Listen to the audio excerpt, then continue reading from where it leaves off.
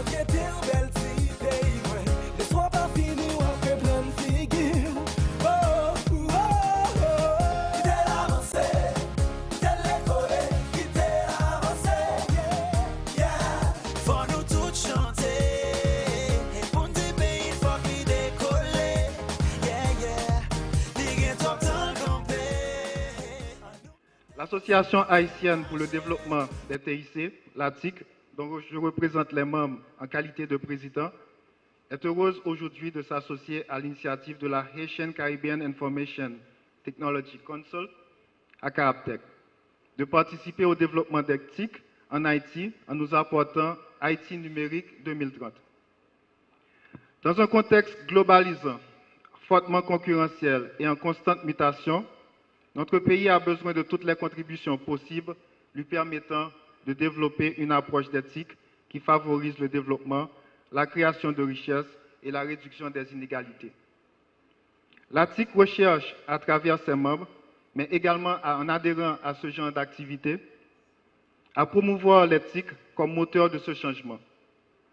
Haïti numérique 2030, en lançant ses activités, en augmentant la visibilité des efforts consentis à date et en honorant ceux qui travaillent à la promotion de cette technologie, vient ajouter sa pierre à la construction de ce secteur. Le salon bisannuel de la technologie, de l'énergie et de l'environnement E2Tech, organisé par l'ATIC, ainsi que les récentes initiatives telles que Haiti Startup Week, FinTech et Telecom Forum, sont des espaces intéressants favorisant les interactions, le réseautage et l'installation d'une culture technologique. Elles devraient être encouragées. La tâche est ardue et la route est longue. Il existe encore beaucoup de faiblesses dans le domaine en Haïti, mais des solutions sont à notre portée.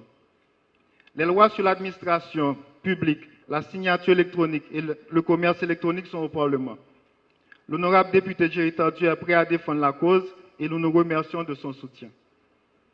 Le CONATEL, dont nous saluons le travail de son directeur général, M. Jean-Marie Altema, fonctionne sans conseil d'administration alors que la loi organique en prévoit un. C'est quelque chose qu'on pourrait corriger facilement. En plus de l'unité e-gouvernance de la primature, le secteur aurait besoin d'une entité étatique ayant la capacité nécessaire à son développement. À défaut d'un ministère des technologies et des sciences, que prône l'ATIC, pour des raisons budgétaires, nous pouvons commencer avec un comité interministériel à l'instar du SIAT. Les avancées au niveau de la qualité des télécommunications rendent enfin possible l'accès à l'industrie des BPO, Business Process Outsourcing, en Haïti, avec un potentiel de création par milliers sur le court terme. Comme vous ici, nous sommes bien conscients que ces actions ne suffiront pas. Il est nécessaire de concentrer les efforts de tous les intervenants et d'en dégager une vision commune de ce que doit être l'éthique et à quoi elles doivent servir. Notre ambition doit être de changer radicalement la perception d'éthique dans la société haïtienne et surtout auprès des décideurs. Pour y arriver, nous pouvons faire nôtre les traits de caractère de notre regretté vice-président, Stéphane Bruno, ardent défenseur d'éthique en Haïti, parti trop tôt. Stéphane a pu faire autant et en si peu de temps pour le secteur des télécommunications parce qu'il avait la volonté de faire et bien faire, la passion d'apprendre plus et de donner plus, parce qu'il cultivait la non-conformité dans une société haïtienne très souvent conservatrice. Et surtout, parce qu'il avait l'envie d'accomplir l'impossible. Ce sont ces caractéristiques-là qui en font et qui feront toute la différence. Nous devons saluer sa mémoire, ceux qui nous l'ont légué, et promettre que sa vision d'une Haïti technologique continuera à travers des projets au bénéfice des jeunes.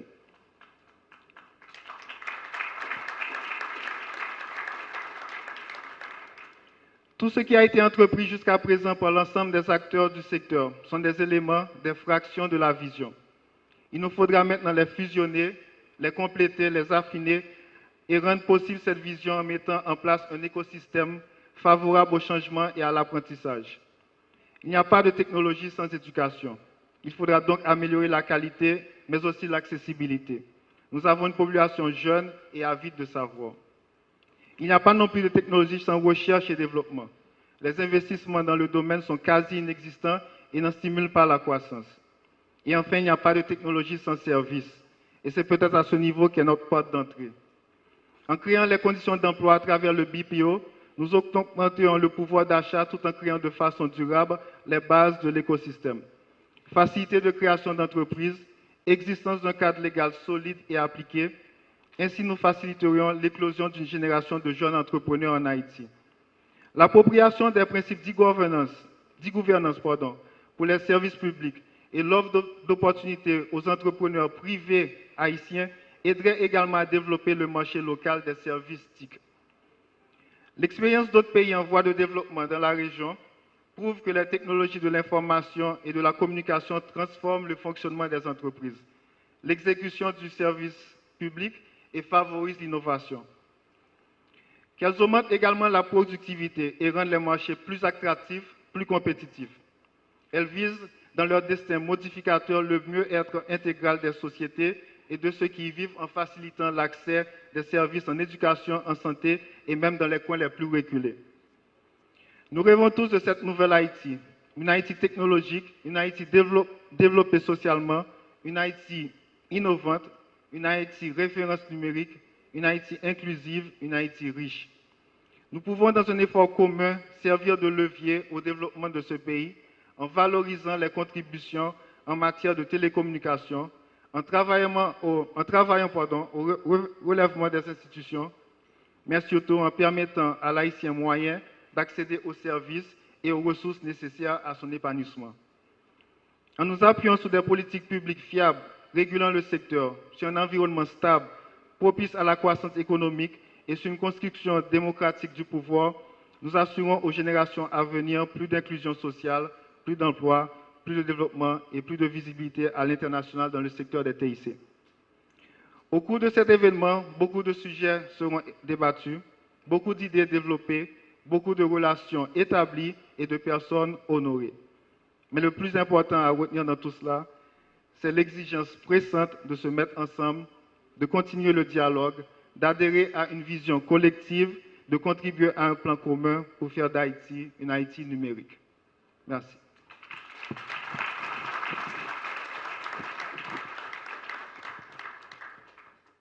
C'est un plaisir et un honneur, en tant que député de la commune de Pétionville, d'accueillir cet événement majeur qui fait, je dirais, une part belle à la technologie, à l'innovation, au développement, au progrès et à ce que moi j'appelle le rêve numérique.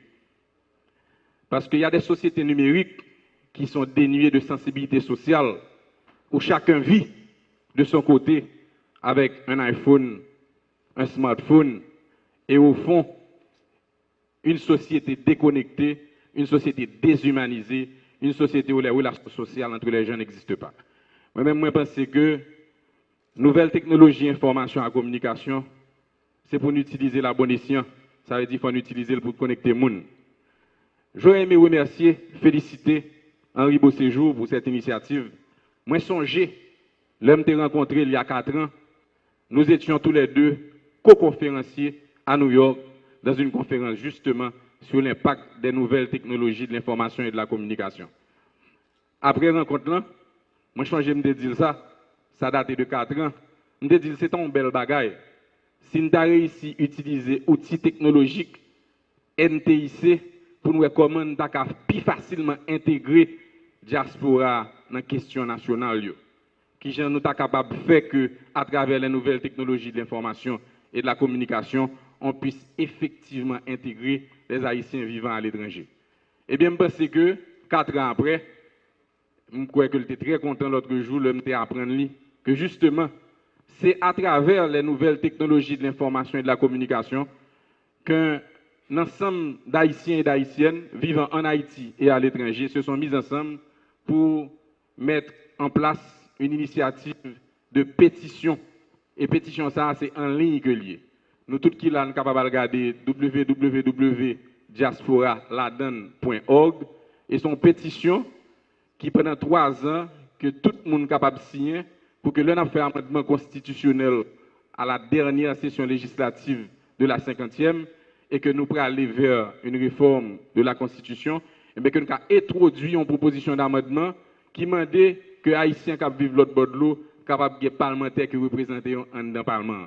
Ça, je pense que c'est une façon pour que les Haïtiens qui vivent l'autre bord de l'eau capable de soutenir l'initiative ça.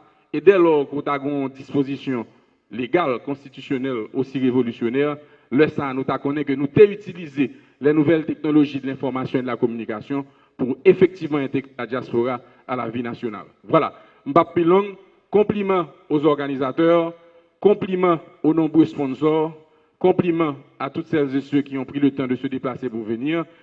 Pétionville 2030, c'est peut-être le thème aussi d'un séminaire que nous avons proposé Magistrat Villa, et pourquoi pas Pétionville numérique 2030.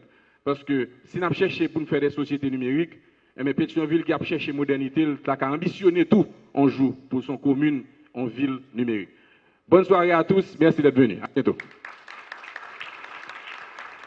Le CONATEL, dont je suis le directeur général, est l'organe régulateur du secteur des télécommunications en Haïti. La régulation devient de plus en plus complexe avec l'avènement de nouveaux services, de nouveaux opérateurs et de nouveaux acteurs dans l'écosystème des communications électroniques. L'évolution du marché des télécommunications nécessite un dialogue fructueux avec tous les acteurs du secteur afin d'assurer l'intégration des besoins des consommateurs et des acteurs et promouvoir l'innovation et la croissance économique.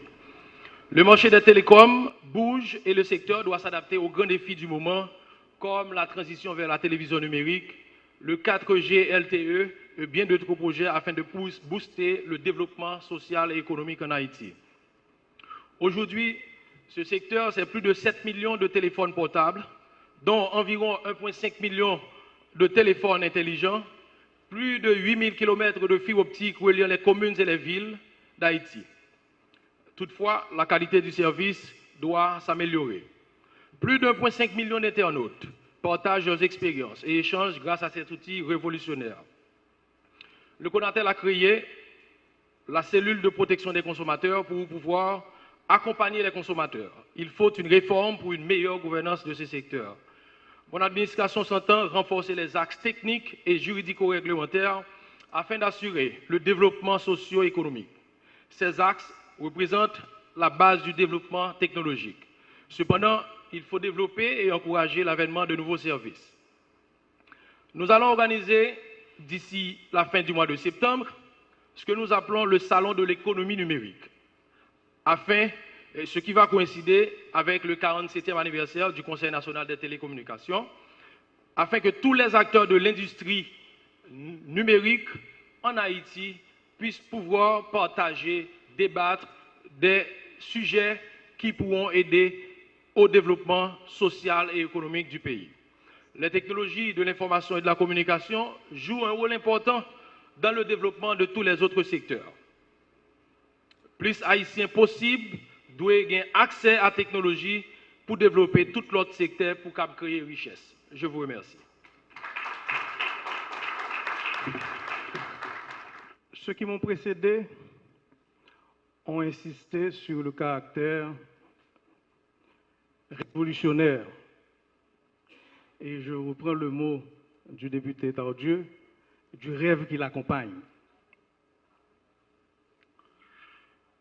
Faut me remercier, féliciter Haïti numérique 2030 et son jeune, dynamique, fougueux président, Ribo Séjour, pour cette initiative.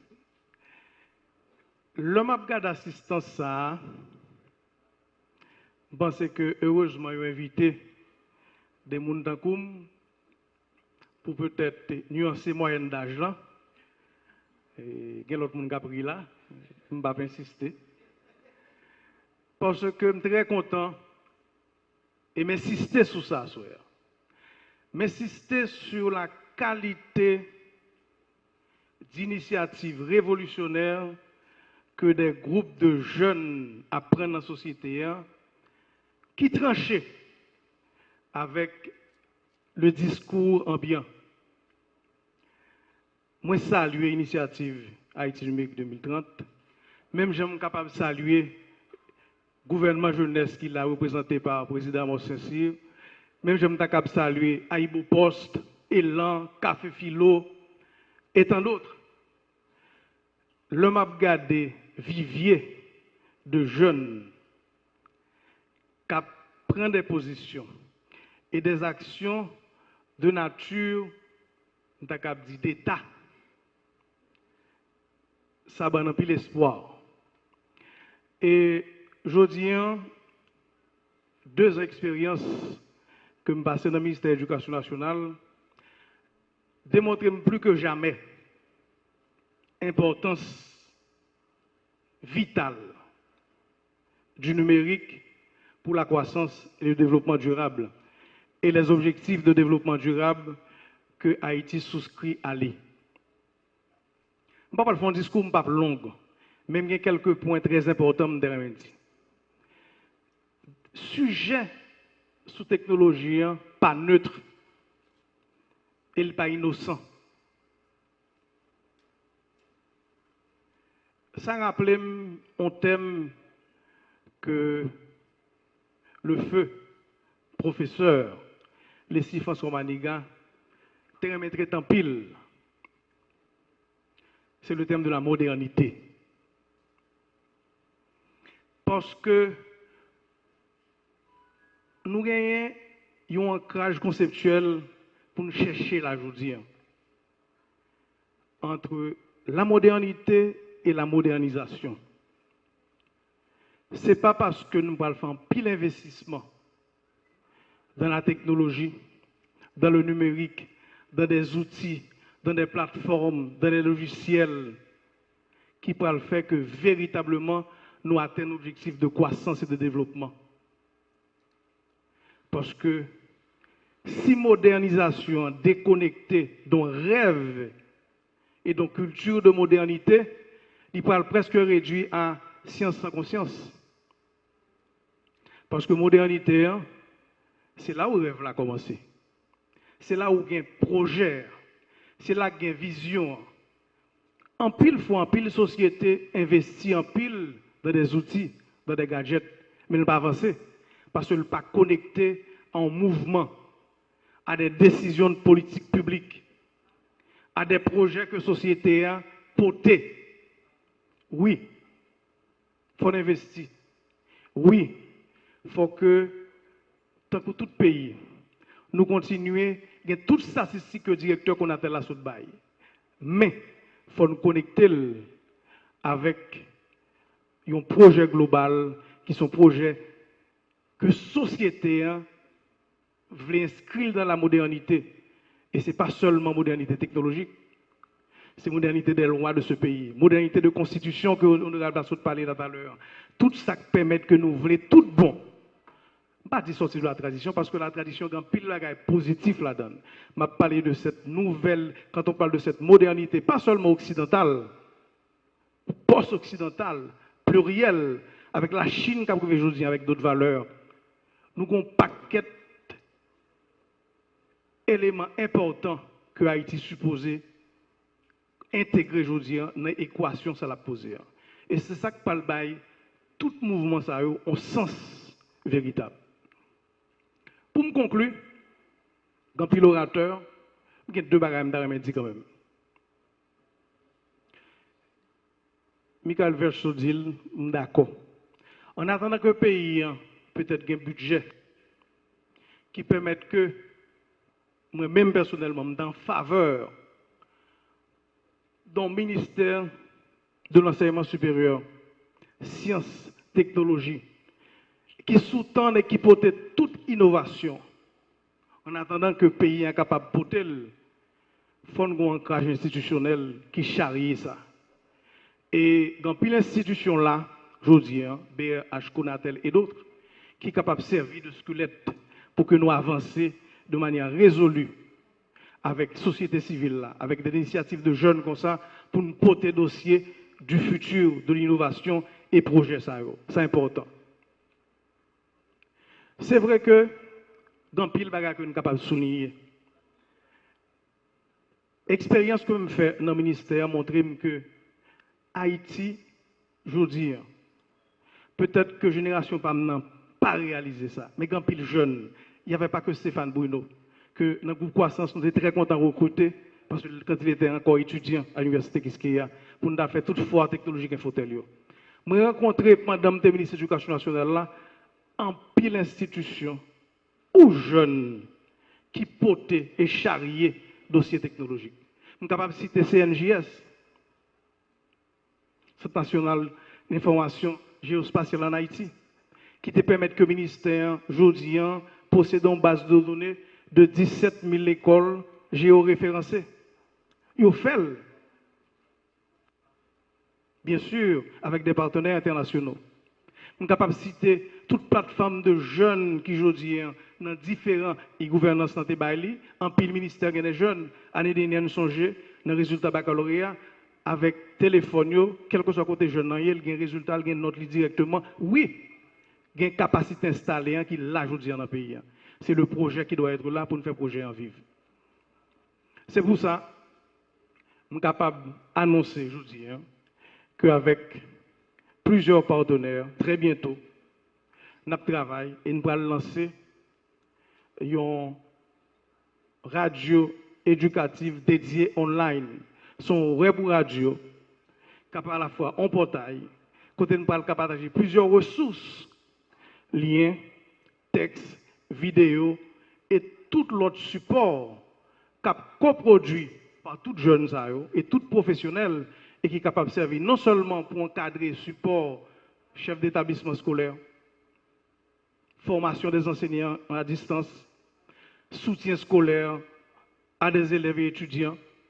Et je pense que dans pile contact nous prenons déjà avec des institutions nationales et internationales qui paraissent pour supporter un projet comme ça, parce que de toute façon, dans le monde où nous vivons aujourd'hui, si nous ne faisons pas ça, le pays a expiré et nous partageons les rêves nous toutes, pas seulement dans Pétionville numérique, d'accord, ma place dans tout, mais dans Haïti numérique, parce que nous sommes capables de faire.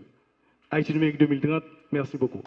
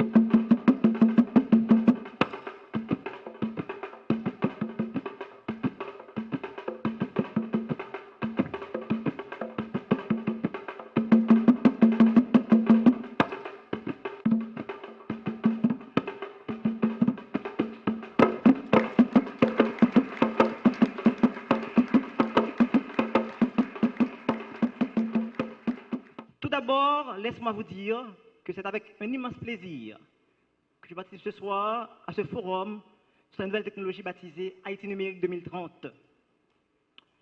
Je profite de cette occasion pour saluer les efforts consentis par les responsables de Haitian Caribbean Information and Technology Council et de Haiti Tech News, particulièrement Henri Beauséjour, qui s'est sacrifié corps et âme pour réaliser ce forum aujourd'hui. En tant que président du gouvernement jeunesse d'Haïti, je suis persuadé que cette initiative est une occasion favorable pouvant permettre aux étudiants, aux futurs entrepreneurs d'éthique, aux médias, aux régulateurs, aux opérateurs, aux décideurs et à d'autres institutions des télécoms de discuter et partager non seulement leur expérience, mais aussi de saisir les différentes opportunités offertes par ce secteur.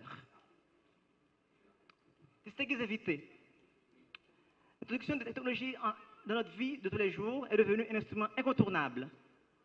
C'est un fait de nos jours, les jeunes sont connectés à l'Internet depuis leur très jeune âge. Aujourd'hui, rien n'échappe au changement que l'Internet et le numérique apportent tant dans notre vie personnelle que dans notre vie professionnelle. Internet est partout et nombreux sont ceux qui affirment que cela ne fait encore que commencer. Quand nous parlons d'Internet aujourd'hui, nous parlons non seulement de technologie ou de médias, mais d'un secteur d'activité à part entière. Je crois que ce secteur doit devenir un pôle essentiel à la croissance et au développement économique, puisqu'il pourrait amplement contribuer à notre produit intérieur brut et pourrait se placer comme un pilier de notre économie après l'agriculture et le tourisme. C'est le cas ailleurs, il peut être chez nous en Haïti. Mesdames, Messieurs, de nos jours, les nouvelles technologies deviennent un des meilleurs moyens de diffuser les informations et communiquer efficacement à travers le monde. De ce fait, les autorités haïtiennes doivent faire en sorte que l'Internet soit compétitif et à la portée de chaque Haïtien comme un droit fondamental. En fait, le coût de l'Internet devrait diminuer drastiquement sur la base de nouvelles orientations préconisées pour le développement du secteur des télécommunications. Je crois fermement que nous avons une occasion historique de faire en sorte que la jeunesse haïtienne démontre son aptitude à relever dans l'unité les priorités de la nation haïtienne. Si on devrait s'arrêter de travailler aux sujets fondamentaux à chaque fois que notre monde connaît un soubresaut ou une crise, alors on ne ferait jamais ce qui est de fondamental. Sachant que l'accès aux nouvelles technologies fait partie des désirata des jeunes, je crois que les décideurs doivent agir pour un changement au niveau de la sphère économique et politique, de telle sorte que les jeunes puissent non seulement avoir des informations, mais aussi exprimer leurs priorités. Tout comme nous le croyons au sein du gouvernement jeunesse d'Haïti, l'heure est sonnée pour qu'il y ait une véritable politique de jeunesse en Haïti. Il faut dire que mon gouvernement, via le ministère de la Santé publique, travaille actuellement sur un sommet international sur la cybersanté, un projet qui vise à promouvoir la médecine numérique en Haïti. À cela, il est un impératif aux gouvernants de tirer parti de nouvelles technologies et innovations pour concrétiser le potentiel de la jeunesse haïtienne en vue de transformer notre pays et changer de perspective sur le secteur informel et les zones rurales. Autrement dit, renforcer le secteur formel, formaliser l'informel, accroître les compétences et créer de nouveaux emplois en favorisant la stabilité politique dans le pays. Je crois aussi que ce forum doit également des idées sur la façon dont les innovations de la technologie peuvent être utilisées pour tirer les possibilités présentées à la jeunesse haïtienne, majoritaire de la population, soit 67%, afin de contribuer à la croissance d'Haïti et freiner la constante montée du taux de chômage chez les jeunes. Or, environ 50% des chômeurs haïtiens sont des jeunes en quête d'emploi, une situation qui empire quotidiennement. C'est une réalité inacceptable pour ce pays qui a une telle ressource de jeunesse, de talent et de créativité. Opportunité majeure pour la prospérité, le poids démographique de la jeunesse pourrait bien se transformer en cauchemar si rien n'est fait rapidement par les décideurs haïtiens pour répondre à ses besoins et à ses aspirations. C'est ainsi que le numérique pourra jouer pleinement son rôle en faveur de la croissance, de la création d'emplois, du développement, du rayonnement de notre pays, jouer son rôle pour que les débats citoyens prennent une autre ampleur, nous, les jeunes leaders d'aujourd'hui, qui sommes le présent et l'avenir, devrons s'impliquer activement dans toute action positive pouvant contribuer au changement de notre pays d'ici les 15 prochaines années. Ainsi, j'invite chaque acteur de la vie nationale à se mettre ensemble pour ancrer dans les actes pour une république numérique de demain. C'est avec honneur que je participe ce soir à ce forum. Vive la République numérique d'Haïti, vive la jeunesse haïtienne, vive Haïti de demain. Je vous remercie. Je vais vous raconter une histoire qui s'appelle longtemps. Et c'est la raison pour laquelle j'ai cité le nom de Firmin Becker. On était ensemble, nous étions ensemble, on l'a. J'étais à l'université, apprenant les mathématiques, les sciences physiques, et que moi, ensemble avec Firmin, qui lui-même était dans l'étude pour faire ingénieur, et puis on parle de 1993, 94, d'avoir diplômé un tout petit peu. Je dis, Firmin, bah là, ça, moi, là, la privée loin. Firmin dit, ah, mon cher. Je dis, oui, la privée loin. Donc, quelques temps après, on a réalisé que les Coca-Cola.com, Pepsi.com, Toyota.com, cela a créé des multimillionnaires parce qu'on a tout simplement enregistré le nom de domaine. Mes chers amis, j'ai anticipé, moi et Firmin, même pas qu'on était d'accord avec moi à l'époque, il n'est pas d'accord, non, je dis, monsieur Bagassa a privé loin. Donc, ce qui se passe aujourd'hui, nous sommes en 2016. Il y a de cela quelques années, on savait que les voitures n'étaient pas équipées pour le GPS. Ensuite, les voitures n'avaient pas ce qu'on appelle la structure informatique pour la question de gérer, si vous voulez, soit le moteur, soit la transmission. Il y a de cela encore quelques bonnes années. Dans les grandes universités du monde, on effectue des recherches scientifiques pour permettre à la technologie d'être utile au genre humain. Dans les grandes industries, comme l'a dit Michael Wirth tout à l'heure, il y a ce qu'on appelle la section recherche et développement, ce qui peut faire du monde un autre endroit pour pouvoir trouver une certaine utilité aux usagers. Je me souviens encore, à l'aube de... on allait avoir l'an 2000, le changement du siècle. Il y avait le grand physicien Michio Kaku qui a écrit un texte « How Science Will Revolutionize the World ». Comment la science va-t-elle, encore peut-elle, changer le monde? Eh bien aujourd'hui, on parle vers 2030. Quand on parle vers 2030, le chiffre 30 peut nous interpeller, puisqu'on peut parler de ces 30 dernières années, de 1986 à aujourd'hui, 2016, ça fait déjà 30 ans. La jeunesse de ce pays, on est témoin d'une certaine stabilité socio-politique, et plutôt, on dirait, dans une théorie un tout petit peu sociologique, ça, une génération serait 10 ans, d'autres 25 ans. Qu'il s'agisse de 25 ans ou de 10 ans, on a vécu de 1986 à aujourd'hui, on a vu ce que ça donne, l'instabilité socio-politique en Haïti. Henri Beauséjour, qui est un ami, un frère, je dirais, dans le sens africain du terme, eh bien, on a compris qu'il faut penser aux axes suivants, en passant par la vision qui est la suivante. Devenir LHN, encore Haïti numérique 2030, la vision est celle-ci. Devenir une référence numérique internationale et faire du TIC, encore des technologies de l'information et de la communication, un levier important pour le développement socio-économique. Et les autres axes, assurer la réduction du chômage et la création d'emplois dans les secteurs du numérique. Ensuite, assurer le passage d'Haïti dans le tout numérique via la mise en place d'un cadre réglementaire. L'autre axe, améliorer la compétitivité de l'entreprise, tous secteurs confondus, par l'investissement dans les TIC. Ensuite, évaluer vers ce qu'on appelle l'administration, l'administration numérique au service du citoyen haïtien. Et enfin, comme axe, garantir l'inclusion sociale et réduire la fracture numérique.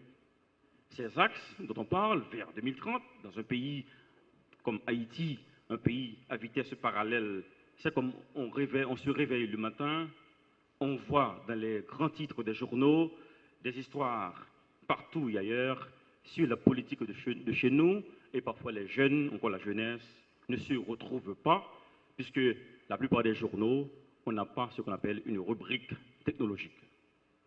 Nous va battre pour ça? Il n'y a pas une rubrique des technologies, si vous voulez, des sciences et techniques dans les journaux en Haïti. Maintenant, pour terminer, il y aura 3 considérations à faire, ou peut-être 4. Vers 2030, aura-t-on un pays où les jeunes qui veulent s'inscrire sur l'université Harvard, ou quoi les grandes universités francophones, par ce qu'on appelle la formulation de l'université 2.0. Bon, m'expliquer qui c'est l'université 2.0, voyez, rapidement. C'est tout simplement, il faut avoir une connexion de bande passante de haut débit sur Internet. On s'inscrit online et ensuite on choisit le cursus ou le curriculum sur lequel on veut se fixer, et c'est tout. Et puis à un certain nombre de classes qu'on suivre, soit par Internet, avec question de streaming, de questions de vidéos, tout ça, eh bien, aura-t-on un pays où les jeunes qui veulent s'inscrire sur Harvard University pour pouvoir, dans le cadre du Haïti numérique, est-ce qu'il y a un bon pays qui permet que les jeunes aller online, pour aller à l'université 2.0, pour apprendre ça, les puisque on sait déjà aujourd'hui, l'université d'État d'Haïti est déjà remplie, il n'y a pas de place pour ceux qui veulent y participer. Deuxième question, peut-être un cadeau de réflexion. Aura-t-on un pays, comme on l'a dit ce matin avec Marc-Arthur Terluy et Marc-Alain Boussico, des jeunes peuvent devenir confortablement, encore des jeunes peuvent devenir très confortables du point de vue financier. Et la technologie capable de servir poche au lieu de chita sur Internet, après raconter des ragots, des pipotages, etc., qui font de malheur à beaucoup de gens. Aura-t-on un pays, si vous voulez, dans le sens de parler des réseaux sociaux qui ont été créés avec la philosophie sharing information? Maintenant, ce n'est pas le moment de vous dire quel est le rôle des réseaux sociaux, puisque ce matin, on en a parlé. Récemment, dans un magazine, on parlait du 30e anniversaire de naissance de Mark Zuckerberg. Mark Zuckerberg devrait avoir 30 ans, si ce n'était pas quelque part, disons, 2 ou 3 jours de cela, mais dans la zone, ça là, M. Balguin 30 ans. Pendant M. Balguin 30 ans, le magazine a pu récolter et faire des enquêtes pour trouver que Mark Zuckerberg, il a aujourd'hui, comme, si vous voulez, comme fond de sa richesse, 26,6 milliards de dollars comme richesse. Donc 27 milliards de dollars au fondateur de Facebook. Et si vous regardez le film, le documentaire de Facebook, encore de la création de Facebook, vous allez réaliser que c'est pendant que monsieur a parlé là avec Zamine, il a commencé à vendre, il a commencé à parler, et puis il est arrivé, en réalité, aujourd'hui, Facebook fait partie des grandes populations du monde. Maintenant, selon Forbes Magazine, il y a 1640 milliardaires dans le monde. Écoutez bien, 1640 milliardaires dans le monde. 29 d'entre eux sont âgés de moins de 30 ans. Pourquoi en Haïti ne peut-on pas avoir un tel rêve? Encore faut-il rêver vers Haïti numérique 2030 et avoir des jeunes multimillionnaires qui pourraient essayer d'aider dans l'économie à réduire le chômage. Autre question, et la toute dernière, qui gens nous capables de faire des communes, des centres Wi-Fi, à savoir si les gens qui sont de Pennsylvania ou encore Philadelphie, peut-être à New York, il y a des maires, des magistrats qui ont décidé, ils ont fait qu'il y a des connexions Wi-Fi gratuites dans les villes et on pourrait prendre comme un projet pilote en Haïti, une commune où il y a beaucoup d'activités, surtout avec les jeunes, eh bien, cela pourrait aider à faire avancer NTIC en Haïti.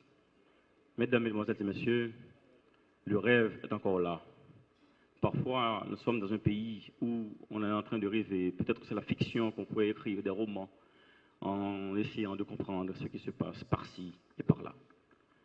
Donc, Haïti numérique 2030, Henri Beauséjour et les autres qui ont contribué à cela, nous croyons encore que c'est encore possible. Comme Albert Einstein a dit, un problème sans solution est un problème mal posé. Je vous remercie.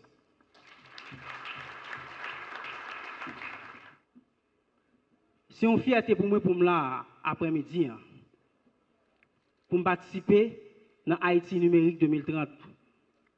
Et si nous là, je dis,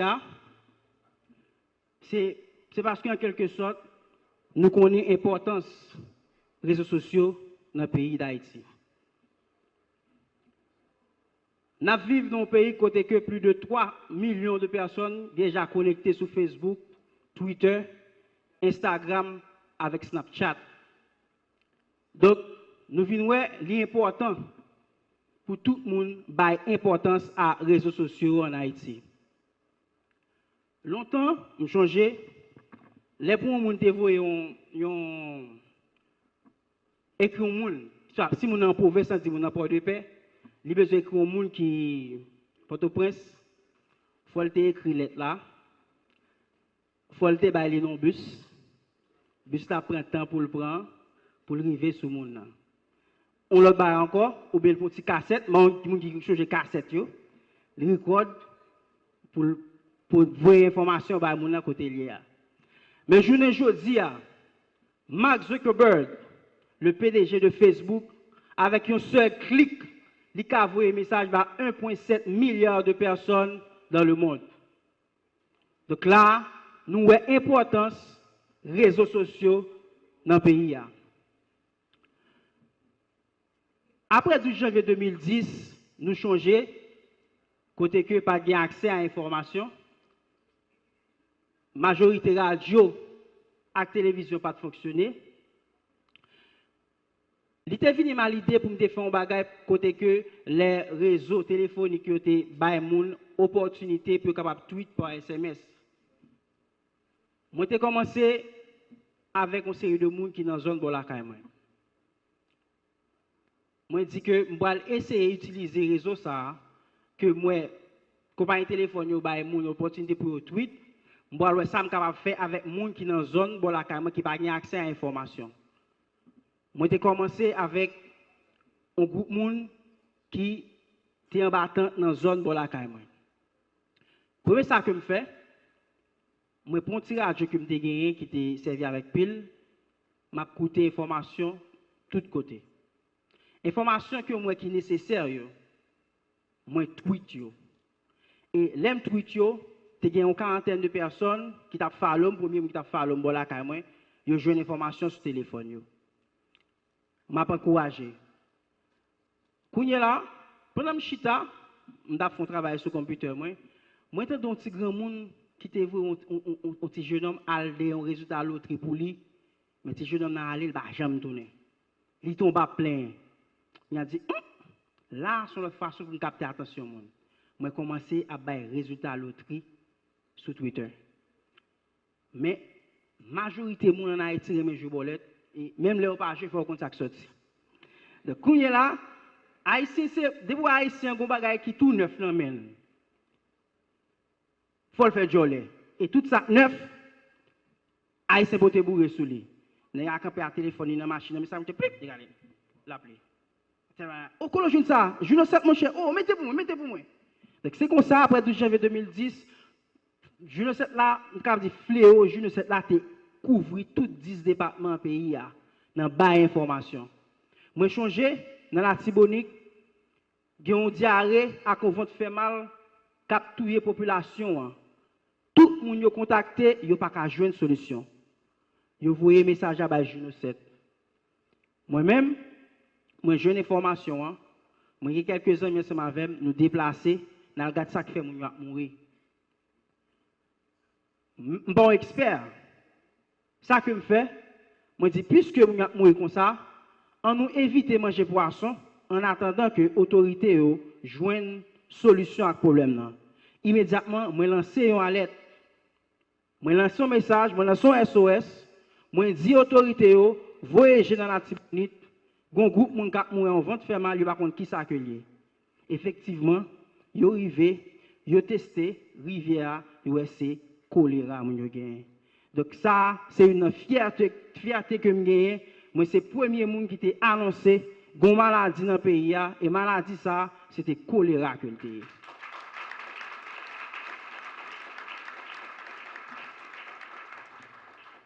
Là, c'est pour nous capable de dire nous que nous sommes capables d'amuser nous sur les réseaux sociaux. Nous sommes capables de faire jouer, nous sommes capables de ça nous voulons. Mais nous sommes capables d'utiliser le tout pour une bonne cause.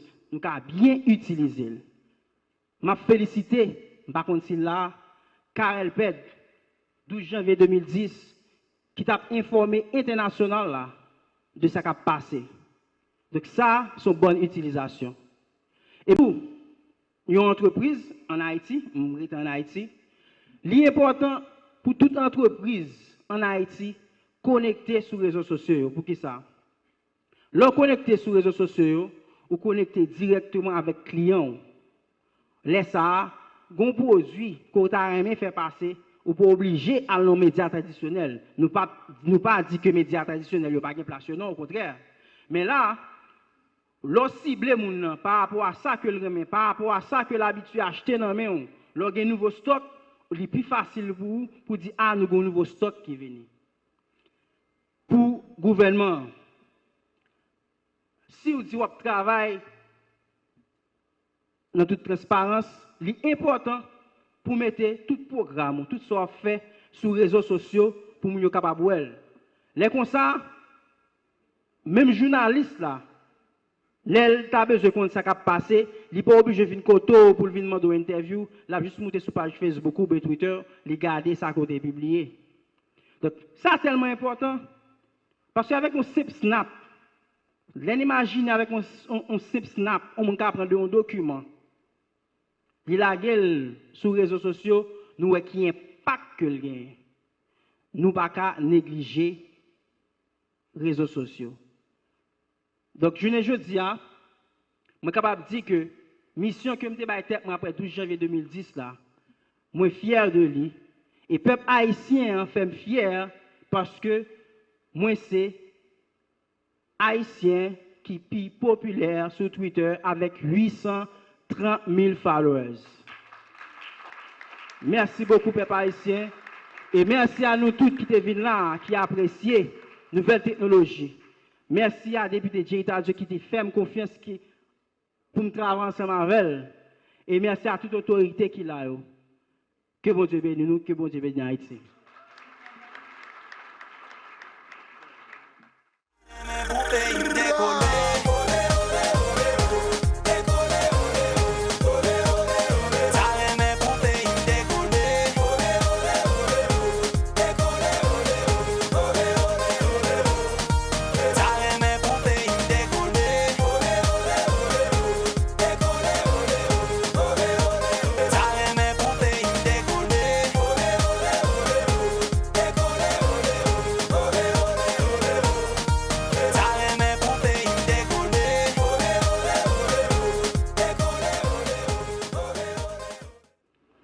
I'm not gonna be long. Why? Because some people, il y a un peu de monde qui parle plus que moi. And it's good. And I like that. What I want to say today to you, it's something that's touched my heart. L'idée d'Haïti numérique, ce n'est pas nouveau. L'idée d'Haïti numérique vient d'ici, en Haïti. But I would like first to say thank you to my staff et mes conseillers. Le docteur Wesley Devezin, qui est empêché de venir, mon executive secretary, le docteur Nadine Piwang, and I also would like to remercier notre conseiller juridique de l'organisation, qui est Surette Michel. Aujourd'hui, le numérique est présent partout et surtout, il prend nos habitudes et nos pratiques quotidiennes. De fait, l'Internet représente plus de la moitié, pour être plus modeste, du trafic mondial des données. Cette digitalisation de notre société et de notre économie est le thème majeur dans le monde de l'entreprise politique, culturelle et économique. Et je voudrais exprimer toute ma gratitude à tous ceux qui ont répondu présent à notre invitation pour cette journée marquante.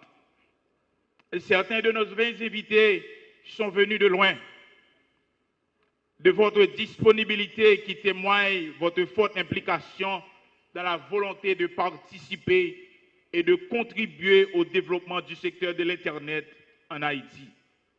Habiter le même village numérique planétaire, c'est acheter les mêmes objets et accéder aux mêmes services en ligne, c'est regarder les vidéos en ligne, accéder aux mêmes informations en temps réel, que ce soit sur un ordinateur fixe chez soi ou sur son téléphone mobile.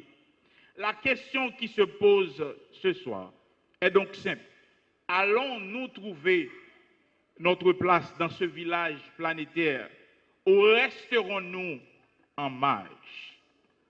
Cet événement est en effet très important pour Haitian Caribbean Information Technology Council. D'abord, parce que la révolution numérique est un relais de croissance et les entrepreneurs du digital sont les explorateurs des temps modernes. La révolution numérique est en sorte la quatrième grande révolution technologique que nous traversons après celle de l'imprimerie de la 15e siècle, la machine à vapeur et à la fin du 18e siècle, l'électricité du 19e siècle. Ce sont des révolutions en ce sens qu'un gisement soudain, inattendu, d'innovation technique a modifié de manière décisive les modes de vie et la répartition de la richesse et du pouvoir sur une planète qui, chacune des révolutions technologiques, est passée brutalement sous l'emprise des pays capables de maîtriser ces nouvelles techniques. Et c'est bien là tout l'enjeu, tout le défi qui soulève pour Haïti la révolution digitale en cours. Le numérique, c'est avant tout du business, car il s'agira bien, durant les 15 prochaines années, d'être capable de répondre aux besoins des consommateurs haïtiens. Le numérique est bien au cœur des nouveaux métiers, des produits et des solutions qui nous permettront de conquérir ces marchés futurs. Je veux parler des villes intelligentes, de la silver economy, du tourisme, de la santé connectée, de la transition énergétique, de la traçabilité alimentaire, de la sécurité, de l'agriculture, de l'industrie du futur. Il ne faut pas rater les virages technologiques en cours, en particulier en ce qui concerne la constitution des nouvelles plateformes de services entre individus et objets connectés et entre fournisseurs et consommateurs, sachant que nous bénéficierons en Haïti. N'oublions pas que le numérique est une filière d'excellence haïtienne, encore inconnue mondialement, dans laquelle nos jeunes entrepreneurs, nos techniciens, nos ingénieurs peuvent briller. Tout l'enjeu aujourd'hui est donc bien de créer un terroir fertile qui favorisera l'éclosion des talents. Nous sortis, moi fini, ce n'est pas pour me dire que Haïti n'a pas faire rien dans la technologie. Nous avons été les premiers à utiliser le spread spectrum pour l'accès à l'Internet en 90. Nous avons été les premiers à utiliser le WiMAX en 2000. Nous sommes encore les premiers de la région à utiliser la monnaie mobile. Nous avons aidé la République dominicaine à moderniser son système de télécommunication. Pas dire que Haïti n'est pas un grand pays au niveau technologique. Nous pouvons.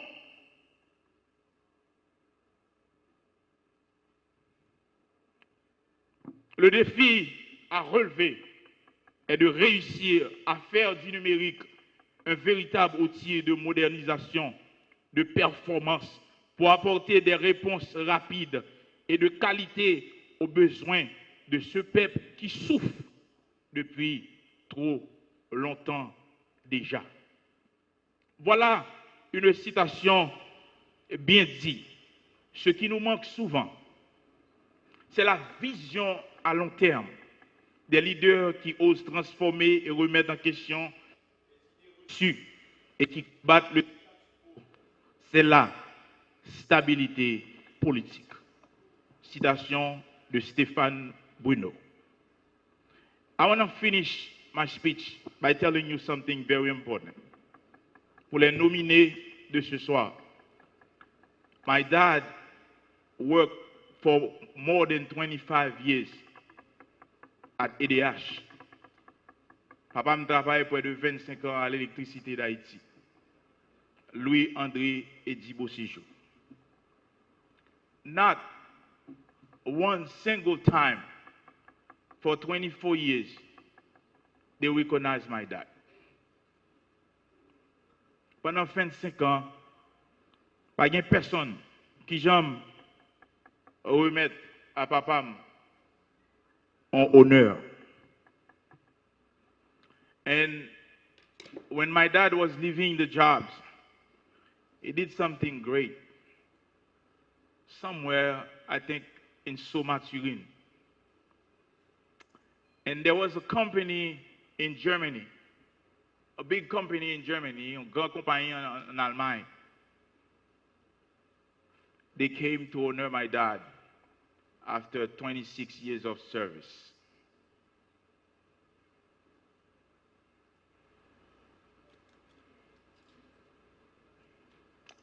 They give my dad, yo bay papa mon plaque, en honneur, de prestige, de valeur, avec beaucoup de grandeur. And my dad was so proud of himself. Papa était fier de lui-même. And we were proud of our dad. He's a provider, a very smart man. And he said something that I carry for the rest of my life. And that's one of the reasons I came here with the organization to honor people. Because I don't want you to left behind. Because I think there's people just like my dad qui pas jamais gain chance pour qu'on m'en honore. And he called us, all my brothers. And my dad said something very powerful. We all congratulate. Nous dit papa, félicitations pour ces honneurs. Nous sommes fiers de toi. Pour ce que tu es et ce que tu as fait pour nous. And my dad, a very tall guy, 6'5", a heavy dude. And he looked at us in the eyes. He said clearly, I did it for you guys.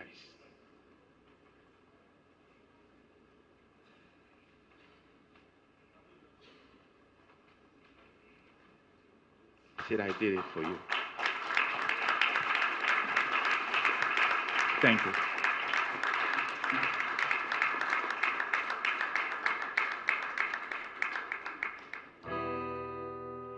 La la la la la la la la la la la la la la la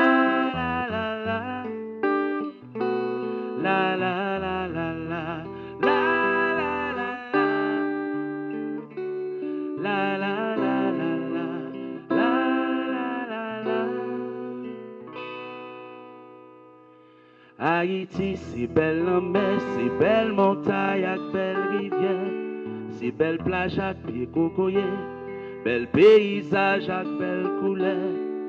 Haïti, c'est sans café, qu'a monté dans les matins, c'est sans la housse et fin posé, pour fleur disait qu'à bougeonner.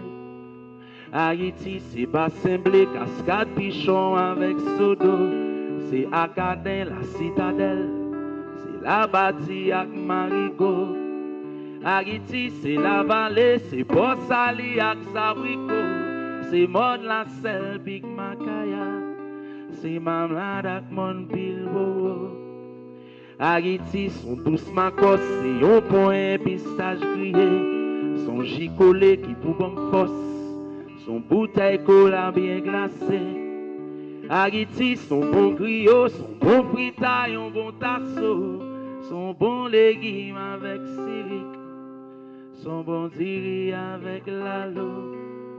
Haïti, son bon bouillon, son soupe chaumon avec tout piment, son bon cassave avec mamba, au cas trempé dans la cassan. Haïti, son bon domboué, à mariner nos bons sauce pois, son bois cochon, bon clairin. Haïti, son bon café du soir.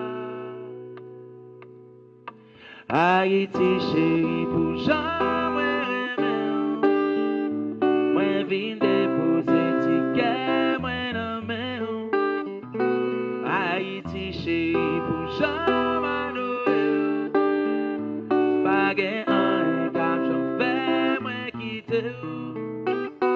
Haïti, chérie, pour jamais moi vin déposer ticket, moi dans main. Haïti, chérie, pour jamais pas gain un cap, j'en fais, moi quitter. Non, non. Haïti, c'est yon maman qui compte ça, y'aurait les douleurs. Yon femme qui jam, yon femme voyant, même s'il connaît les pas parfaits. Haïti, c'est yon belle femme qui, même s'il passe en pile misère, li toujours font j'en range école. Pour toute petite, li toujours fier. Haïti, c'est toute bagaille, ça yo qui fait que nous aimons. Et même si route la longue connaît, n'a toujours là pour nous qu'un Haïti, chez vous, met quoi pas un café quitter. M'a toujours là pour chérie, quitter musique ça dans l'hôtel. Haïti, chérie, pour jamais moi vin déposer ticket, moi dans main. Haïti, chérie, pour jamais pas gain un cap, j'en fais, moi quitter. Pas j'en quitter. Merci beaucoup, moi maintenant pile, à la prochaine. Je voudrais commencer par un petit postulat. Je vais partir du principe, vous pouvez être d'accord ou pas, mais je vais partir du principe que pour qu'il y ait un développement social, il faut qu'il y ait d'abord un développement économique. Vous remarquerez que ce sont les pays riches qui ont vraiment des programmes sociaux performants et de grande échelle, parce que ça coûte cher. Donc, pour faire du social, il faut faire de l'économique d'abord, il faut avoir une prospérité économique. Et aujourd'hui, dans le monde dans lequel on vit, vous le voyez tout autour de vous, dans les pays développés, dans les pays moins développés, mais qui ont quand même une courbe de croissance assez rapide, ces pays génèrent une croissance économique par la création de valeur. Qu'est-ce qu'on fait qui est différent des autres et qui est meilleur que les autres? Et cette création de valeur va être un petit peu mon postulat de départ. Je vais dire qu'il n'y a pas de développement économique ni de développement social tant que nous ne trouvons pas le moyen de créer de la valeur à plus grande échelle que ce qu'on le fait aujourd'hui. Ça ne veut pas dire qu'on n'en crée pas, mais à plus grande échelle. Donc je vais partir un petit peu de ça. On entend très souvent des experts nous dire qu'il faut augmenter l'assiette fiscale, qu'il faut augmenter les taxes sur tout le monde. Pourquoi ne pas aussi augmenter la taille du gâteau? J'entends très rarement des experts dire qu'il faut augmenter aussi la taille du gâteau. Et pour augmenter la taille du gâteau, il faut créer de nouvelles entreprises qui vont créer de nouveaux emplois, générer de nouvelles richesses et effectivement augmenter l'assiette fiscale, plutôt que de continuer à manger dans le même gâteau. Évidemment, c'est plus difficile, ça demande beaucoup plus de vision, beaucoup plus de travail et ça prend aussi du temps. La deuxième chose que je voudrais dire, qui est un peu un corollaire de la première, c'est que l'innovation, la création de valeur ne se fait plus ou de moins en moins dans la rue. Aujourd'hui, la création de valeur est l'objet, c'est le résultat de personnes formées à un très haut niveau et qui ont cette capacité intellectuelle à gérer des choses complexes. On a entendu tout à l'heure un des conférenciers qui parlait de l'entreprise Revolt, qui fait le mélange de 3 technologies, rappelez-vous, les technologies de télécommunication, GSM, technologies de transfert mobile et technologies de stockage d'énergie. 3 domaines totalement différents qu'il faut maîtriser et dont il faut maîtriser les différentes intégrations. Donc aujourd'hui, on ne peut pas imaginer, innover, créer de la vraie valeur qu'on va pouvoir exporter éventuellement, mais qui va aussi servir à résoudre nos problèmes locaux, sans avoir des personnes formées au plus haut niveau. Je vous donne des exemples, vous les connaissez. Facebook a été créé par un ancien de Harvard. Microsoft a été créé par un ancien de Harvard. Je n'ai pas besoin de savoir si c'était des bons étudiants à Harvard ou s'ils ont été jusqu'au bout, mais ils y ont été admis et ils y ont fait quelques années. Google a été créé par des anciens de Stanford. LinkedIn, nous sommes tous pratiquement sur LinkedIn, le réseau professionnel, a été créé par un ancien de Stanford.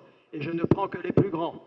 Vous pourrez trouver sur Internet une liste quasiment infinie de toutes ces grosses entreprises créatrices de richesses et qui ont aujourd'hui été créées par des gens qui ont fait des études de haut niveau dans des écosystèmes de haut niveau qui sont propices à ce genre de choses. Alors, je voudrais faire quelques remarques pour continuer. C'est qu'on dit toujours qu'Haïti est un mauvais élève dans le classement, mais je peux vous assurer que la Caraïbe dans son ensemble est un très mauvais élève. On n'est pas tellement derrière les autres pays de la Caraïbe, à l'exception de, vous savez, quel pays? Quel est le pays le plus avancé? Le pays qui investit, entre autres choses, le plus d'argent en recherche et développement dans la Caraïbe. C'est Cuba. Ce n'est pas la Jamaïque, ce n'est pas la République dominicaine, ce n'est pas la Martinique et la Guadeloupe qui ont un statut un peu spécial, c'est Cuba. Et Cuba a un niveau d'investissement en recherche et développement par rapport à son GDP comparable à celui en dessous, mais comparable à celui des pays développés. On peut se poser des questions. Est-ce que c'est ce qui leur a permis de tenir sous un embargo terrible, dans les conditions dans lesquelles ils ont tenu, sous un régime politique difficile, etc., etc. Donc l'investissement dans la recherche et le développement aujourd'hui a une corrélation très forte avec le développement économique des pays. Vous trouverez des rapports là-dessus de la Banque mondiale, des rapports du PNUD, etc., etc. Il y en a beaucoup. Je voudrais dire un petit mot aussi sur ce qu'on appelle les remittances, en anglais je ne trouve pas le mot en français, de la diaspora, des Haïtiens donc vivant à l'étranger, des milliards de dollars injectés en Haïti chaque année, malheureusement qui sont de l'argent de survie, qui ne sont pas de l'argent qui est canalisé vers un développement stratégique du pays. La question est comment pouvons-nous faire pour mieux canaliser cet argent et l'utiliser aussi, en tout cas partiellement, pour avoir des actions stratégiques et systémiques pour ce pays. Vous savez tous qu'on dépense des millions de dollars chaque année à faire venir des experts. Beaucoup de gens vont vous dire oui, mais la recherche et le développement, l'enseignement supérieur, à la limite, c'est un luxe pour un pays comme Haïti. Mais on n'hésite pas à payer des fortunes, des experts qui viennent de l'extérieur, qui ont sur leur carte de visite écrit PhD, très souvent. Donc on dépense quand même de l'argent pour compenser ce manque. On est aussi une société, nous tous, personne n'en fait exception, pour des bonnes et des mauvaises raisons, une société du court terme, qui est largement en contradiction avec l'idée d'investir dans le long terme. La recherche et le développement, c'est du moyen long terme. Donc on a ces contradictions qui sont aussi des facteurs de freinage ou de blocage. Les leaderships ou les prises de conscience de l'importance de la chose sont encore insuffisants, aussi bien du côté étatique que du côté de la société civile en général, que du côté des bailleurs et des organisations internationales, et même du côté de la population en général, des étudiants, etc., etc. On entend, combien de fois par an vous entendez parler de l'importance de la recherche, du développement, de l'écosystème qu'il faut pour générer de l'innovation? très peu finalement. On en entend parler dans ce genre de conférences, plusieurs personnes en ont parlé, et dans d'autres, mais finalement, ce n'est pas forcément notre principal sujet de préoccupation. Et pourtant, on veut générer du développement économique, bien évidemment. Une autre chose que je constate, et ça m'a pris des années pour le comprendre, c'est que les jeunes, ils sont prêts. Les jeunes des lycées, même du primaire, vous seriez surpris des expériences qu'on a faites et de ce qu'on a pu constater. Les universitaires, on passe notre temps à planifier, à essayer de résoudre des problèmes avant de démarrer des actions. Les jeunes sont prêts, eux. Lorsque vous les mettez en condition de le faire, ils vont vous dépasser très très vite. Donc, en quelque sorte, en réfléchissant trop, on prend en otage finalement une génération qui a du mal à avancer parce que les décisions ne sont pas prises suffisamment vite.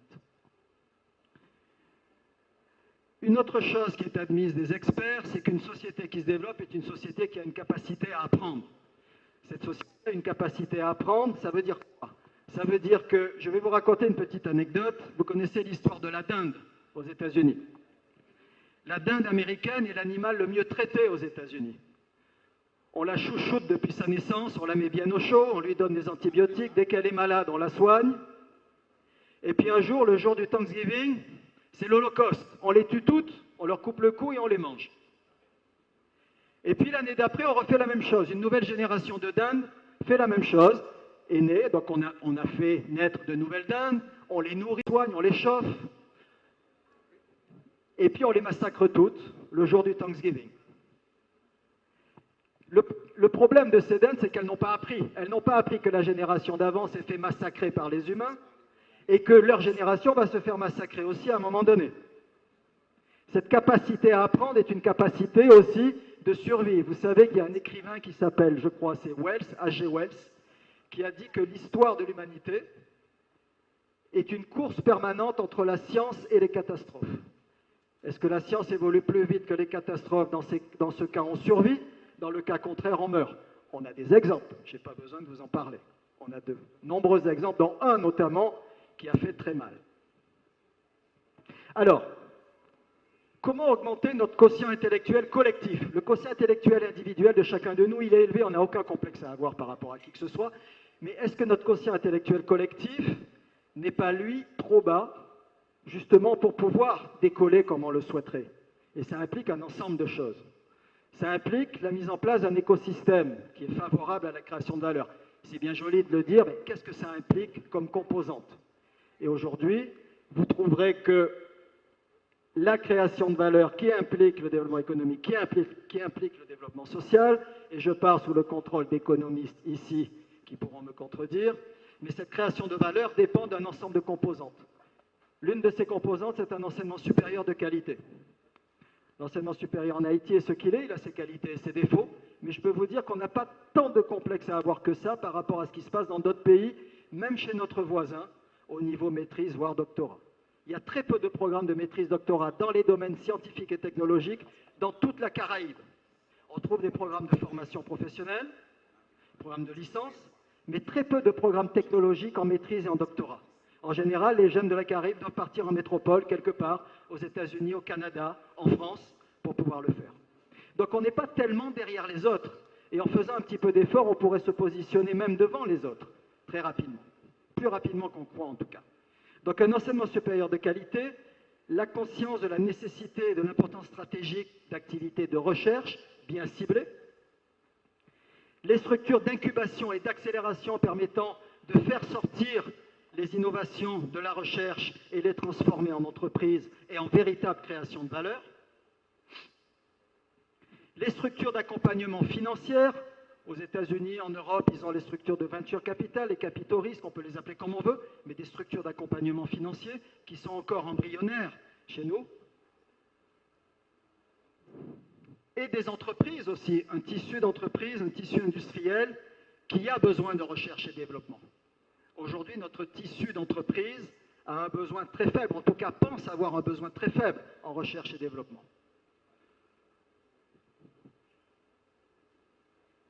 Donc, cet écosystème n'est pas facile à mettre en place. On a certains éléments de cet écosystème. On a des parcs industriels, on a des gens qui sont formés, on a des docteurs, on a quelques-uns, pas assez, mais on en a quelques-uns. Donc des gens capables de faire de la recherche et de résoudre un ensemble de problèmes complexes. Et donc, la capacité, si on la fait monter en puissance, de permettre de transformer Haïti d'un pays consommateur à un pays producteur. Aujourd'hui, on consomme les technologies. On peut les consommer de manière plus ou moins sophistiquée, mais on les consomme, on ne les produit pas vraiment. Comment transformer ce paradigme un petit peu pour faire d'Haïti un pays producteur, alors qu'il est aujourd'hui essentiellement un pays consommateur à quelques exceptions près. Alors, il faut choisir ces thématiques, et j'aurais divisé les thématiques en peut-être deux grandes catégories. Les enjeux planétaires, qui sont aussi nos enjeux à nous, donc résoudre un ensemble de problèmes sur ces enjeux planétaires est facilement exportable, puisque les enjeux sont planétaires. Le climat, le vieillissement des populations, peut-être la trop grande jeunesse de la nôtre, la sécurité alimentaire, qui sont des problématiques clés planétaires. Maintenant, les enjeux locaux de compétitivité. La gouvernance électronique, quelqu'un en a parlé, M. Vincent en a parlé tout à l'heure. L'environnement, évidemment, qui sont les catastrophes naturelles, je ne pense pas avoir besoin de vous convaincre.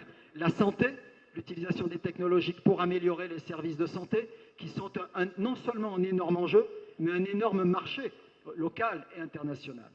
L'éducation à distance, c'est un leurre aujourd'hui de penser qu'on va former des millions de gens avec les techniques traditionnelles sans utiliser de manière incroyablement efficace ces technologies. Ce n'est pas aussi simple. Éduquer les gens pour les technologies aujourd'hui, aucun pays ne sait bien le faire. Donc c'est une opportunité pour nous de nous positionner là-dessus aussi. Donc, il y a des marchés énormes qui se mettent en place.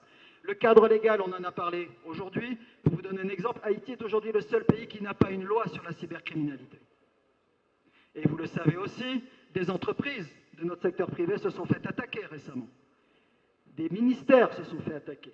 Le public comme le privé sont touchés. Il y a 2-3 ans, lorsqu'on parlait de cybersécurité, on se disait, bof, ça ne nous concerne pas, c'est un truc de pays développé. Mais aujourd'hui, on est attaqué. Petitement pour l'instant, mais ça va grandir. Dès qu'il y aura des enjeux un peu plus importants. Ne vous faites pas d'illusions. Dès que de grosses entreprises investiront des centaines de millions de dollars en Haïti, nous deviendrons une cible de cybercriminalité extraordinaire. Donc ça aussi, c'est un enjeu, c'est aussi une opportunité. C'est aussi une opportunité de marché pour quelqu'un qui veut se former aujourd'hui. On en parle souvent du vote électronique, des applications mobiles, mais je voudrais mentionner peut-être 3 ou 4 opportunités qui, elles, sont transversales. Vous entendez beaucoup parler de Big Data. Le Big Data, on pense souvent que c'est une chose aussi pour les pays développés. On a ici dans la salle un spécialiste du Big Data. Ben, tu veux te lever? Tu es là, Ben Manson? Ben Manson Toussaint, qui vient de terminer sa thèse de doctorat, et je voudrais le présenter aux jeunes qui sont là. Il y en a d'autres comme lui, il n'est pas unique, mais c'est quand même un spécimen, si tu me permets de dire, Ben, qui est rare dans notre écosystème. Ben a terminé sa thèse de doctorat en intelligence artificielle dans un des plus grands laboratoires de recherche en France, le laboratoire d'informatique de Grenoble à l'université Joseph Fourier. Et il a travaillé sur de la robotique pour les étudiants en chirurgie orthopédique. Je tiens à le mentionner parce que les jeunes aujourd'hui pensent que ce monsieur est un chercheur de classe internationale. Notre challenge pour nous en Haïti, c'est de ne pas le gaspiller. C'est vraiment notre challenge. Mais il est là, et il y en a d'autres comme lui. Et il est vraiment de classe internationale. Donc le Big Data, qui est l'analyse de données, la collecte de données, une société qui apprend, c'est une société qui collecte des données, qui sait les analyser pour tirer des conclusions, prendre des décisions avec de la valeur ajoutée. Donc le Big Data, on ne va pas y échapper. On en aura besoin, on en a déjà besoin, même si on ne s'en rend pas toujours forcément compte. Les données et les archives ouvertes. Vous avez entendu parler des Maker Labs, les technologies permettant de prototyper à très bon marché des choses, des objets. Avant, il fallait des industries pour prototyper des objets. Aujourd'hui, avec une imprimante 3D à 1000 $, on peut créer un prototype. Ça facilite la création de l'entreprise, ça, de pouvoir faire son prototype si bon marché. Donc ce sont des technologies qu'on doit s'approprier, qu'on doit mettre chez nous et former nos jeunes à les utiliser. Alors, une autre chose, c'est qu'on ne doit pas réinventer la roue. On a souvent tendance à penser que chez nous, il n'y a pas grand-chose qui se fait, on a très peu de compétences, etc., etc. Et pourtant, il y a quand même des exemples, il n'y en a pas assez, mais il y a quand même des exemples. Et je voudrais en citer quelques-uns, vous les connaissez. On a un excellent incubateur d'entreprise à l'Université Quisqueya. Allez-y, on a un Maker Lab, un labo de réalité virtuelle, et une activité qui démarre sur les tutoriels intelligents. Vous connaissez à l'Université d'État le master en base de données, l'unité de géophysique dont on parle moins avec des experts sur tout ce qui touche aux choses sismiques qui sont d'excellents niveaux. Donc on a des choses qui se font. On a un collège doctoral, on a l'ISTEA aussi qui a lancé des activités doctorales en Haïti. Le ministère des Finances a mis dans le budget, le ministre précédent, et ceci a été confirmé par le nouveau ministre des Finances, qui a mis un budget pour la création d'un écosystème d'incubation. On doit aussi s'appuyer dessus. Il ne faut pas réinventer la roue.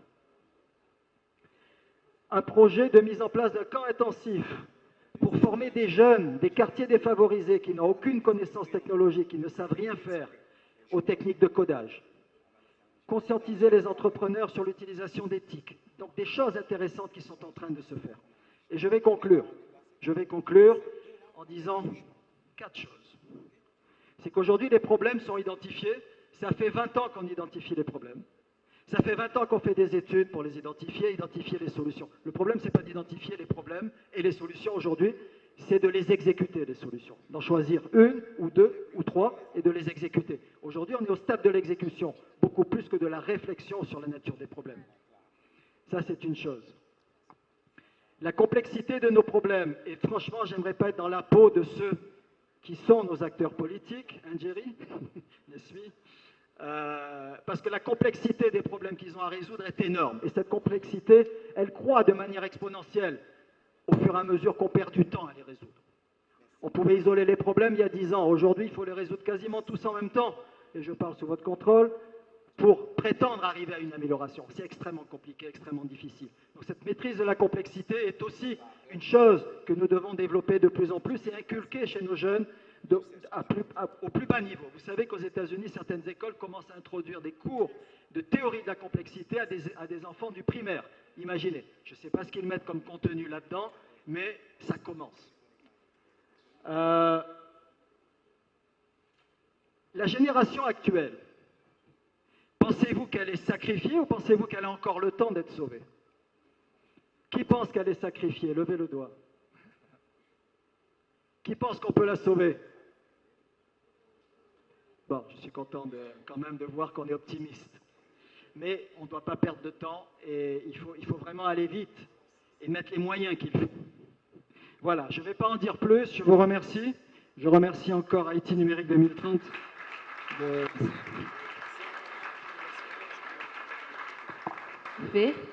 Haïti Numérique a décidé d'honorer 3 types de personnes.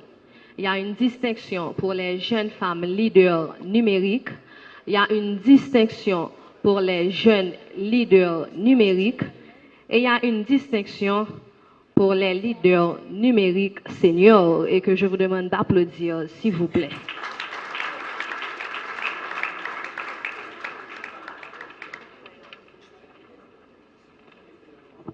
Tout d'abord, nous allons commencer avec les distinctions seniors pour Michel Stéphane Bruno et Robert Dévasté. Un hommage posthume et nous demandons aux représentants de venir prendre les trophées pour nous, s'il vous plaît. C'est extrêmement difficile pour moi de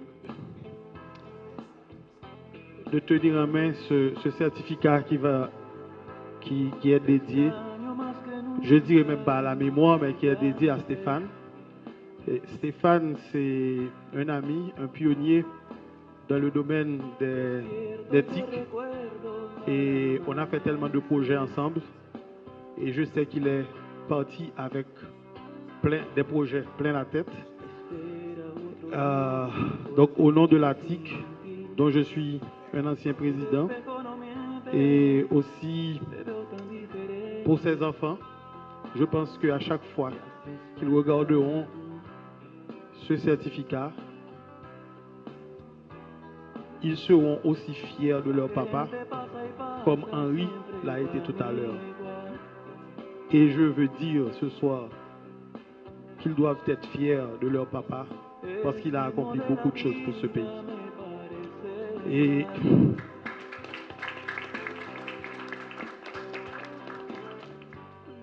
Je pense que c'est en tout honneur que c'est à Michael qui doit remettre ce certificat de l'Office de Nassau County Executive à la femme de Stéphane Bruno, parce que à eux deux, ils tenaient les rênes de l'association haïtienne pour le développement des technologies, de l'information et de la communication. Donc, Michael.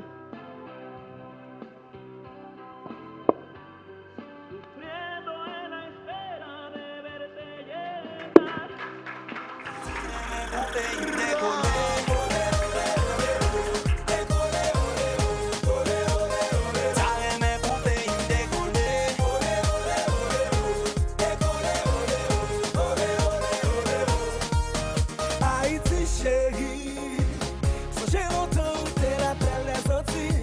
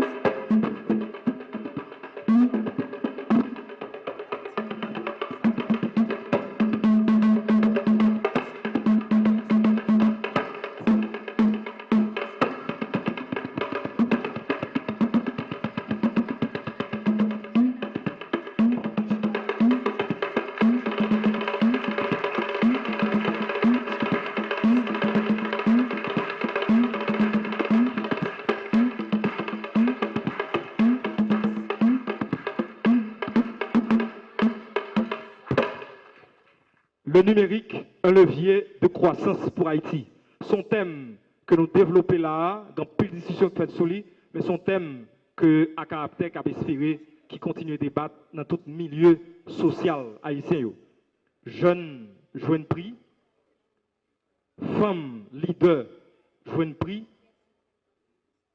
et nous sommes d'accord que son couple qui marchait très bien. Encouragement, distinction. Nous vivons un moment pour nous honorer des gens qui ont en pile temps depuis utiliser les médias sociaux surtout. Nous allons honorer les gens et je vais commencer par un monsieur, c'est PDG groupe Croissance et je ne sais pas si la même sûr que les gens qui prennent prix pour lui. C'est Kessner Farel qui a honoré Assoya comme leader de secteur numérique. Là. Après Kessner Farel, rapidement, à caractère content, honorer tout, encourager tout effort que Franz Duval qui est rédacteur en chef, journal Le Nouvelliste, monsieur Kegomoun qui est là pour recevoir distinction ça pour Franz Duval. Il y a tout monsieur qui pas songer que moun te connaît en pile, mais de toute façon, le rentrée dans le ministère de l'Éducation nationale et de la formation professionnelle, c'est un ministre dans 10 dernières années et peut-être même 25 dernières années qui fait parler de lui plus. Il travaille en pile, surtout au niveau réseaux sociaux. Il travaille en pile dans le ministère et il fait monde connaître ça à travers les réseaux sociaux. C'est Nesli Manega qui m'a demandé de nous applaudir très chaudement.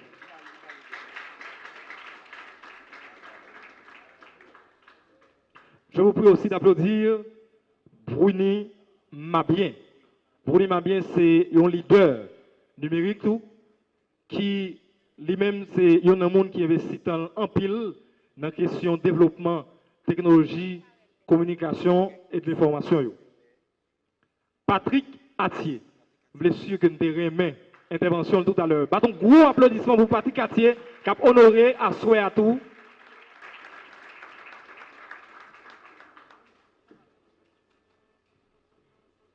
Honorable, très honorable, très honorable, député de Pétionville, Jerry Tardieu.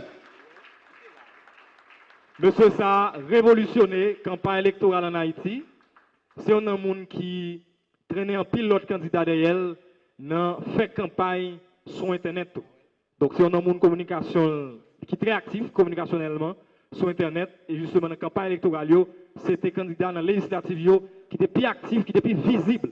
Bâton gros bravo, encore une fois, pour Jerry Tardieu. Max Larson, non ça dit nous déjà en pile bagaille. Max Larson a caractère gain honneur à Soya, honoré pour tout le travail que il fait dans le secteur numérique là. Mais il est sur le monde, il faut me prendre ça pour me dire non. Renaud Guerrier. Bâton gros applaudissement pour Renaud Guerrier. Je dis à là, tout est folle fait, tout le travail qu'il fait dans le secteur numérique là, à caractère prêt pour récompenser à travers la distinction ça. Grégory Domont. Grégory Domont, c'est des leaders dans le secteur ça qui fait parler de eux en pile et m'a demandé nos gros applaudissements pour Grégory Domont et pour les gens qui ont recevoir la distinction pour lui à soir.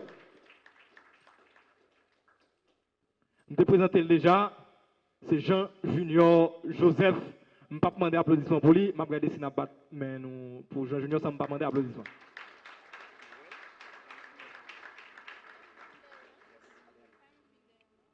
Jean-Marie Raymond Noël. Jean-Marie Raymond Noël. C'est un autre leader dans le domaine ça qui vraiment travaille en pile pour le développement de nouvelles technologies. Marc Anthony Alix, son monde qui passait de présentation. Marc Anthony Alix, Assoya, à caractère honneur. Honorer Marc Anthony Alix pour tout effort, pour tout le travail que il fait dans le secteur ça. RTVC, à caractère par l'honneur d'honorer Patrick Moussignac ce soir.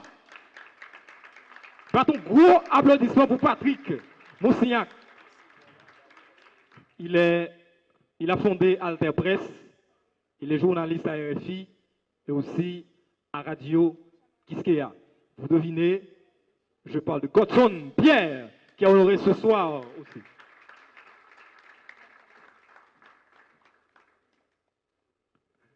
Monsieur Jean-Marie Altema, jeune, dynamique, fougueux et DG du Conseil national des télécommunications. Arabtac a l'honneur d'honorer Monsieur Jean-Marie Altema, DG du Conatel. Infovision, tous les matins sur Radio Vision 2000. Invité du jour, chaque lundi matin sur Radio Vision 2000. Elle est une femme et j'aimerais que vous criez son nom. Marie-Lucie Bonhomme. À caractère et honneur honoré Marie-Lucie Bonhomme, et c'est pas seule femme qui a honoré à Soya. Il y a une fille qui perd du nom depuis un certain temps. Elle s'appelle Reste debout. Reste debout. Comme d'habitude, t'as déjà dansé ce tango.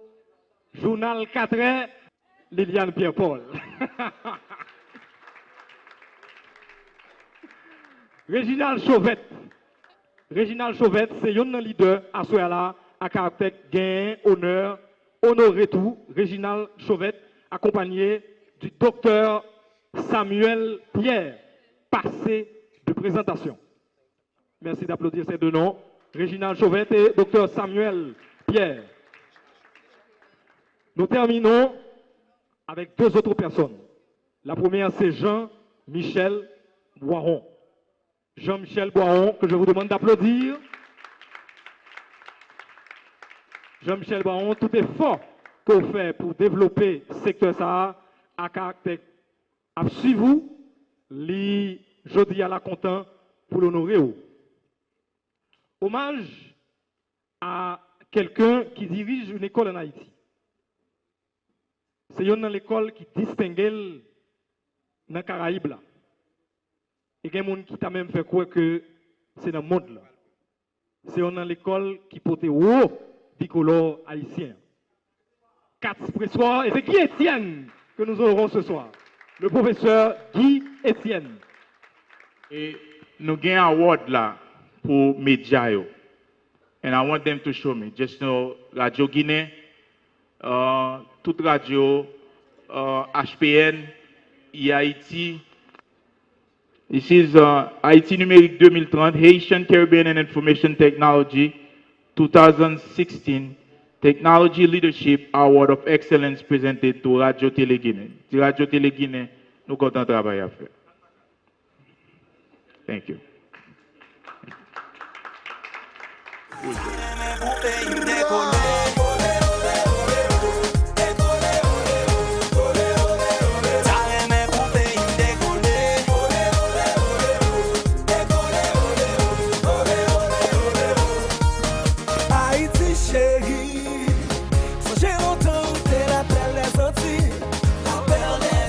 Yo, malgré tes belles